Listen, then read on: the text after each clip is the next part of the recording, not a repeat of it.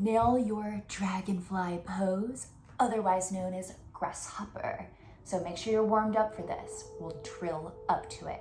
You want to make sure that you're twisting from the torso, you do some abdominal stuff first, and just get a little bit of a warm up in before you get into this posture pose, okay? So let's break it down. I'll show you what it looks like and then we'll go into the breakdown. Awesome.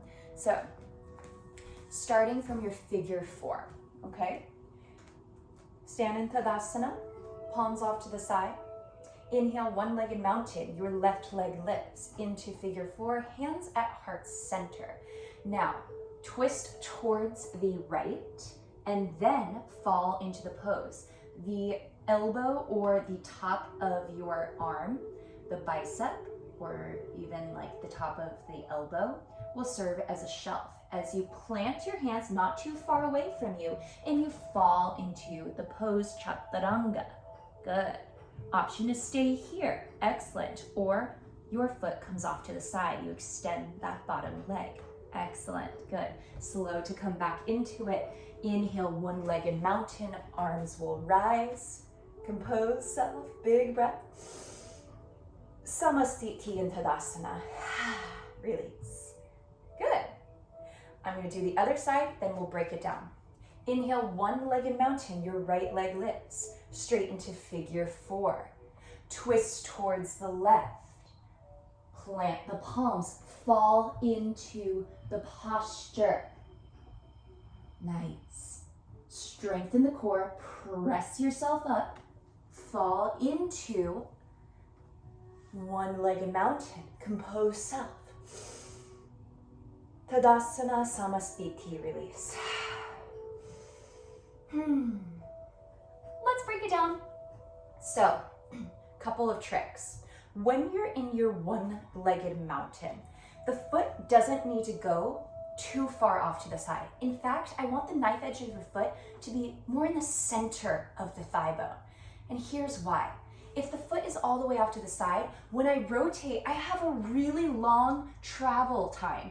And it's kind of too much of a twist, and I can't even get there, okay, to plant the hands over. So let's minimize that travel time by placing the foot more center of the thigh bone.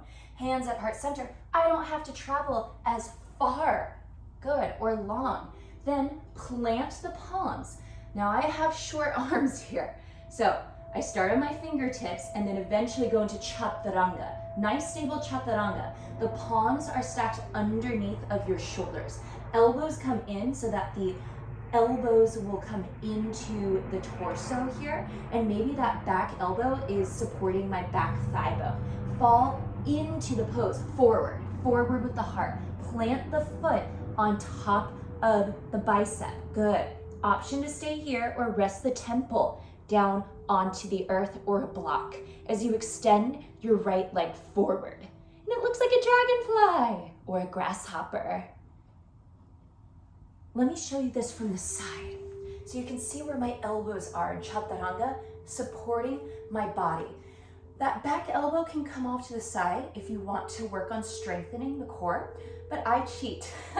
I have my elbows going inwards so that it's actually supporting my torso more so.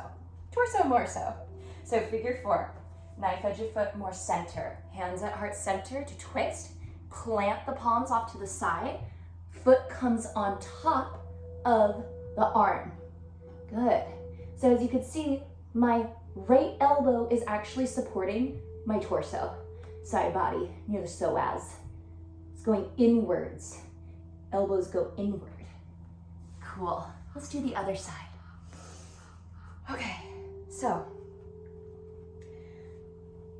knee off to the side, left knee off to the side. No, we already did that. Right knee off to the side. Thank you for bearing with me. Figure 4, hands at heart. Make sure the knife edge of foot is more center. Plant the palms, fall into the pose. Option for temple down. Helps a lot. Good, squeeze in the core. Good, nice.